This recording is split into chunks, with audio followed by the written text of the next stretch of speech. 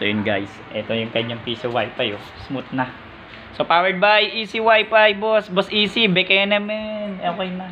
So bali lang ano siya, ilang hindi na ma-determine kung ilang years hindi gumana yung bendo. Binigay lang, napakabait naman nung nagbigay. So shoutout sa nagbigay, maraming salamat sa pagtulong. Buti ka mo. Even na mandumi siya, napakatagal niya ng stock up. So minimal, USB to lang, tsaka walang license. Yun lang naman naging problem. Eh yun, nilagyan na natin. Yung mga ano niya, major parts niya okay na okay, license lang naman. And then yung coin slot okay daw kasi sabi daw sira coin slot, pero somehow okay na po.